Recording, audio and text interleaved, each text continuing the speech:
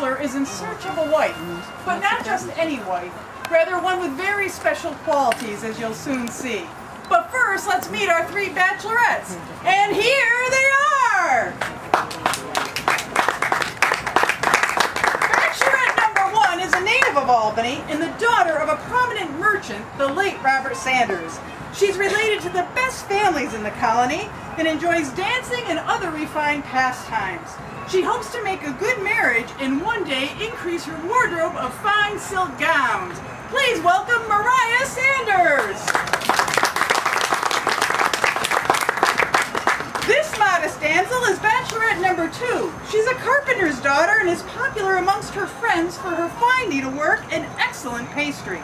She considers herself an industrious housekeeper and enjoys singing, spending time in her flower garden, and caring for her prize flock of bantam hens. Please welcome Hannah Woodhouse.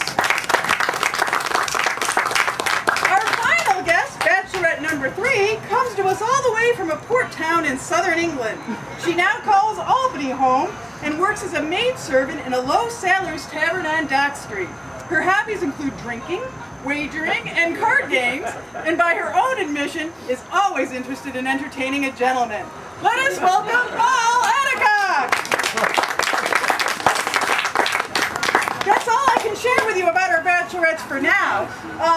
In order to keep him from hearing the introduction, we've kept our bachelor in a soundproof room. But let's bring him out now!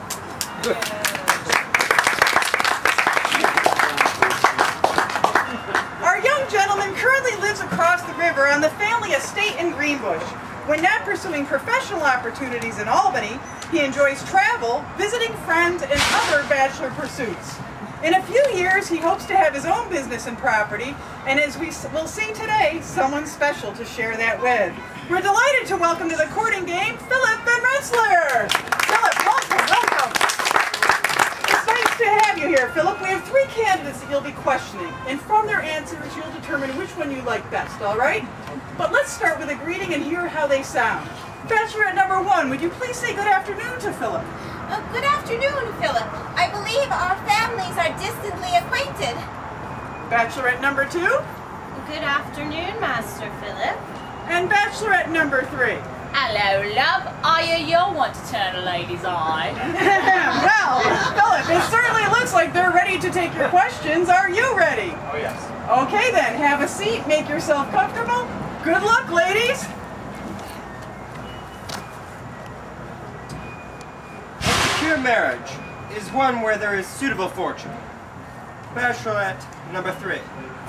So I ask you, what business has your family? Is your father a man of affairs? Man of affairs? Oh yes, my father was a great man of affairs. A famous gentleman of 3 inns. In debt, in jail, and in danger of staying there forever. No business like a crooked one, said my father.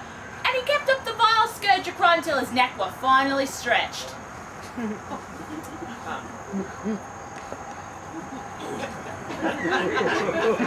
Bachelorette number 1. I would ask you the same.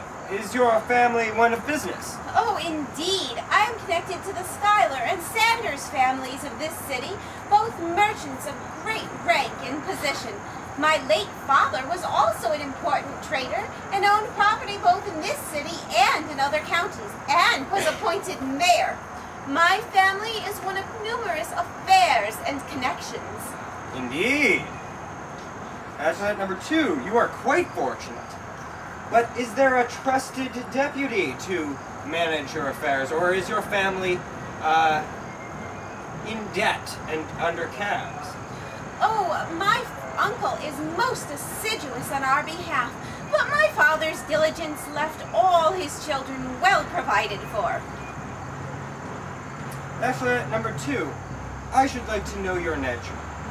Please, what is the first thing you'd like to hear in the morning? Why, Master Philip, it pleases me to hear the birds in the garden. I cannot imagine awakening to sweeter music. I would ask you the same question, Bachelorette number 1. I would prefer to hear the sound of my servant knocking on my bedroom door with the morning meal. Then I do so enjoy hearing the tinkle of silver against china as I am served. It quite comforts me.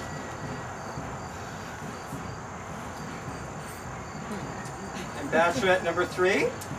Well, lovey, I'd like to hear your voice in my ear now, wouldn't I?